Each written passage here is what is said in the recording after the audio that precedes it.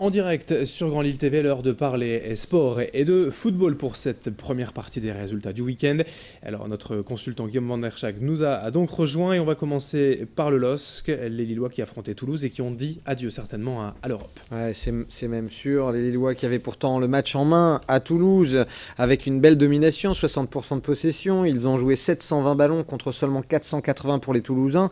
Ils avaient ouvert le score, mené 1-0, puis ils ont mené 2-1 et ont finalement laissé filer les 3 points. Bouffal a pourtant été vraiment énorme, mais cela n'a pas suffi à des Lillois un petit peu suffisants. L'Europe s'envole donc, puisque dans le même temps, Bordeaux l'a emporté et Montpellier également. Lille devrait donc terminer plus ou moins à la 8e place du championnat, une place plutôt conforme à son rang, surtout si l'on s'en tient à un mauvais début de saison. Alors on parle déjà en coulisses de la succession de René Girard, qui ne fera pas, c'est sûr, sa 3e année de contrat au LOSC. Il y a pas mal de noms, notamment le sélectionneur de la Côte d'Ivoire, on parle de Philippe Montagnier, on parle il y a 6 ou 8 noms qui courent, mais on en saura plus normalement dans les 10 prochains jours. En tout cas, on peut déjà quasiment être certain que René Girard ne sera plus l'entraîneur du LOSC la saison prochaine. Absolument. En Ligue 1 toujours, mais ça se termine, et il est temps peut-être que ça se termine aussi pour le RC Lens.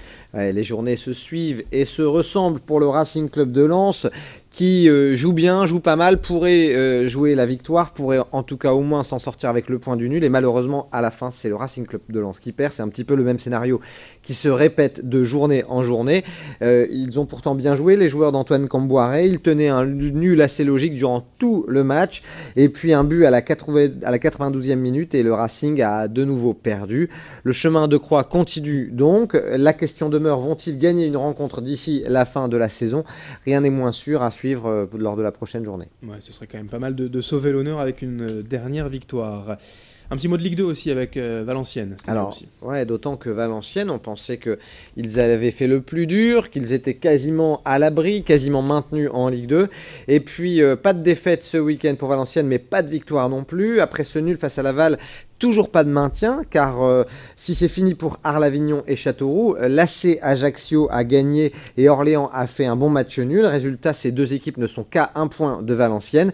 Et même si Valenciennes est 16e, Valenciennes est toujours clairement sous la menace du 17e et du 18e de Ligue 2. Ce qui veut dire que même en cas de victoire à Sochaux lors de la prochaine journée, le maintien ne serait pas encore forcément acquis. Il va falloir essayer de serrer le jeu lors de ces 2 dernières journées de Ligue 2. Ça va transpirer encore quelques semaines du côté du Hainaut. Merci Guillaume, on se retrouve tout à l'heure pour le reste de l'actualité sportive. On va notamment parler cyclisme, rugby et puis plein de résultats en bref. À tout à l'heure.